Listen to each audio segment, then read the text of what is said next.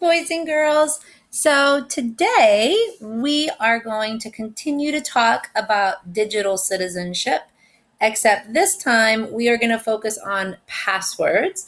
Last week we talked about the rings of responsibility and how your actions online affect more than just you. So now we're going to focus on passwords to protect our privacy. And the lesson is from Common Sense Education. And then we're going to read this very funny book called The Spoon by Amy Krauss Rosenthal. And remember to go on Google Classroom after watching this video, the recorded lesson, to fill out a participation form so you get credit for participating this week. All right, so let's get started. So this is our lesson right now, password power up. So the question that we're going to answer is, how can a strong password help protect your privacy? So we're gonna define the term password and describe its purpose. You're going to understand why it's so important to have a strong password. And then we are going to create a password that is both strong and it's memorable, meaning that it's going to be easy for you to remember. All right. So, what's something in your life that you take steps to protect? And why and how do you protect it? Well, if we think about it, some things that we would try to protect as a kid would be maybe if you had a diary, like hiding a diary, or if you ride your bike a lot and you go someplace to use a bike lock to try to protect it, or if you have a special toy and you want to try to keep it in a safe place. So, one of the ways that you protect something is by restricting who can access it, by restricting who can actually get to it, right? So let's think about when we use our laptops or our tablets or phones, how do you limit who has access to something that you want to protect? So how do you limit access to a phone or to a tablet? Well, you would do it with you would put a password on it. You could do a fingerprint scanner. You could not, to not have others use the device. So, one of the most common ways to protect your tablets and devices and phones and your information is by using a password. So, a password is a secret string of letters, symbols, and numbers that you can restrict who can see what's in it, who has access to it if it's digital. And some passwords are stronger than others because they're harder for somebody to figure out, and they're harder for these, hackers that run different passwords to see if they can kind of break into a system. So you want to make sure that your passwords are strong. So, why is it so important to have passwords? So, let's look at these. I've got 5 different situations, and let's look at these and see what happens if somebody were to figure out their password. All right, the first one, Maya forgets her phone on the bus. If someone found it and figured out her password to unlock it, then what could happen? Well, one thing that could happen is they could see her private messages. They could use her apps that she has on her phone, and they could pretend to be her if somebody were able to get into her phone. So what about number 2? Jared writes his email address in his notebook and leaves it open while he goes to the bathroom. If someone saw his email address and figured out his email password, then what could happen? So he wrote down his email address, but which you give people your email address, but if they can figure out your password, then something that could happen is, you know what? They could hack into his email and they could see the private emails he sent and received, and then they could maybe even pretend to be him online and send an email, and then the person will think it's from Jared, but really it's not. It's from the person who figured out his password if you don't have a strong password. All right, next one. So Kylie goes over to her friend Asia's house to play on an online video game. After she leaves, her gaming profile is still saved. Asia's little brother, Ben, turns on the game and sees it. If Ben figured out Kylie's password, then what could happen? So Kylie didn't log out of her profile. Asia's little brother, Ben, goes on, and if he figures out Kylie's password, well, what could he do? Well, he could pretend to be her online, and he could either play the game, play those different games and either, decrease her points or whatever on the game, or he could write things and it could hurt her reputation. So that needs to be a strong and secure password. All right, whoops, sorry. Okay, number 3 or 4. Thomas uses an app on his phone to pay bills from his account. If someone figured out his password to the app, then what could happen?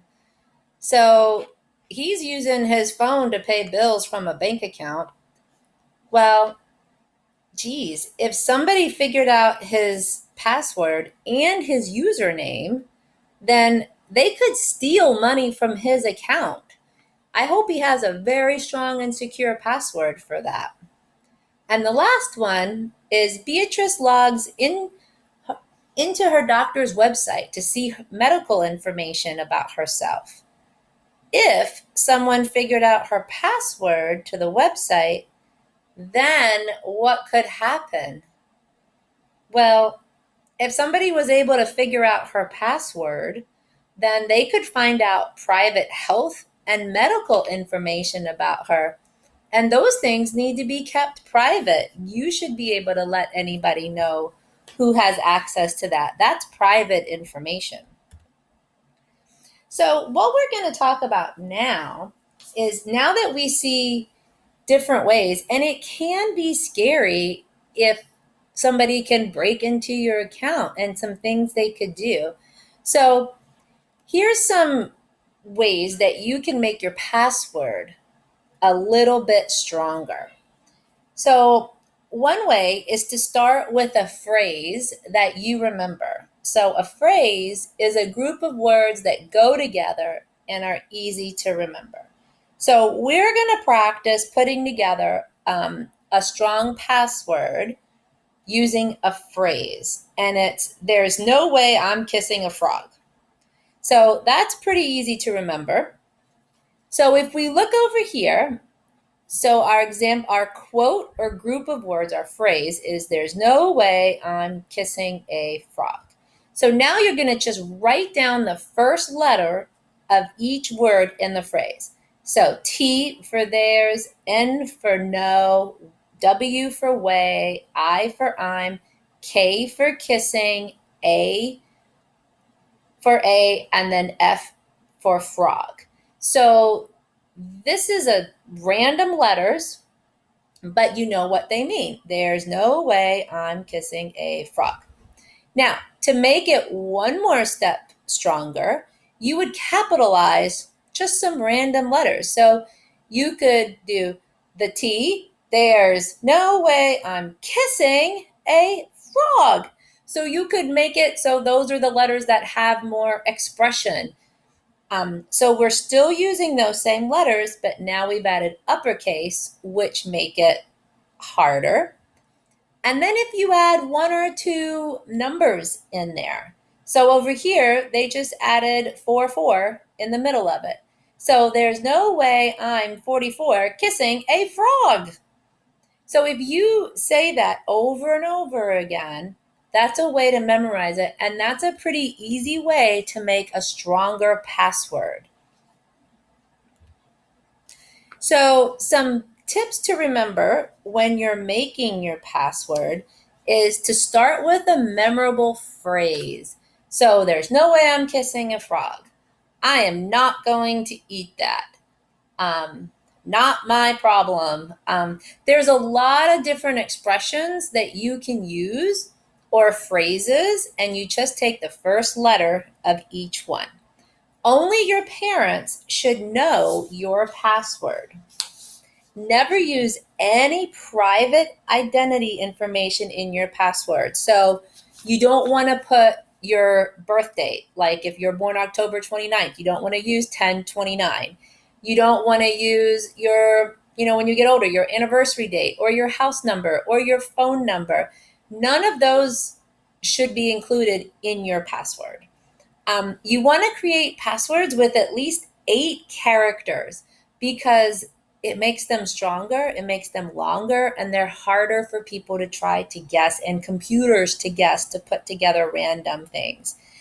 And use letters, numbers, and symbols in your password. In our example, we didn't use any symbols, but when you're doing it, you can always substitute the @ sign for the letter A. A number 3 you could use for the letter E. These are just some things that I do. You can also use like the 0 for the letter O. So there's a lot of great symbols in here that you can use. The ampersand, like you can use these in your passwords to make them stronger. Actually, I don't know if you can use the ampersand. You can use the pound sign, the exclamation mark, the @ sign. There's a lot of ones that you can use. All right, so now I hope you guys, this gives you a little bit of time to think about your passwords, if you have any passwords, and how to make them stronger. So now what I want to do is we are going to read our story. Super cute. It's called Spoon, and it is written by Amy Krouse Rosenthal. And this was something that I got from Sora, from the Overdrive app. I hope you guys are using that app because it's got a lot of fun books on it. All right. This is Spoon. He's so cute. This is Spoon's family.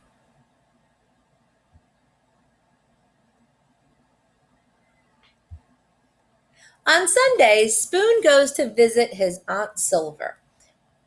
He has to be on his very best behavior there. She's very fancy and proper.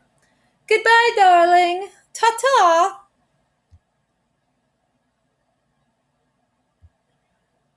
At bedtime, Spoon likes to hear the story about his adventurous great-grandmother who fell in love with a dish and ran off to a distant land. Ooh, you guys remember that story, that nursery rhyme? Lately, though, Spoon had been feeling blue. What's wrong? Asked his mother. You look a bit bent out of shape. Nothing, mumbled Spoon. It's just that, I don't know, all my friends have it so much better than me. Like Knife. Knife is so lucky. He gets to cut. He gets to spread. I never get to cut or spread. Yes, Knife is pretty spiffy that way, isn't he?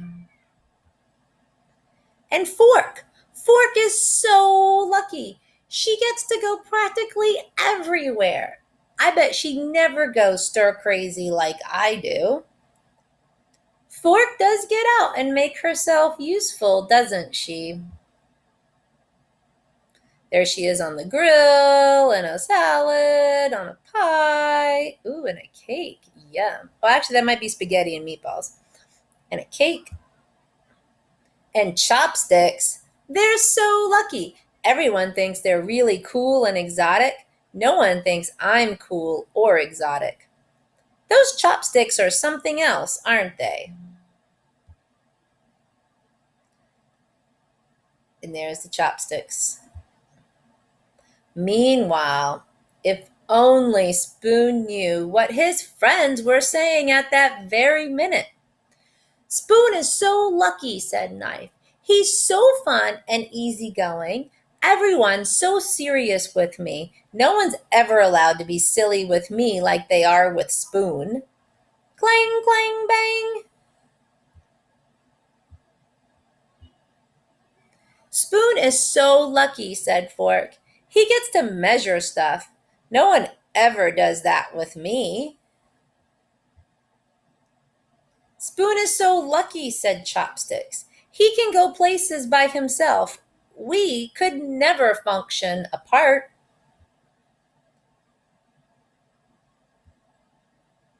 That night, after bedtime stories, Spoon's mom turned off the light, tucked him in, and said, You know, Spoon, I wonder if you realize just how lucky you are. Your friends will never know the joy of diving headfirst into a bowl of ice cream. They'll never know what it feels like to clink against the side of a cereal bowl. They'll never be able to twirl around in a mug or relax in a hot cup of tea. Hi! Spoon hadn't thought of it that way before. He lay awake in bed for a long time. His mind was racing. He felt so alive.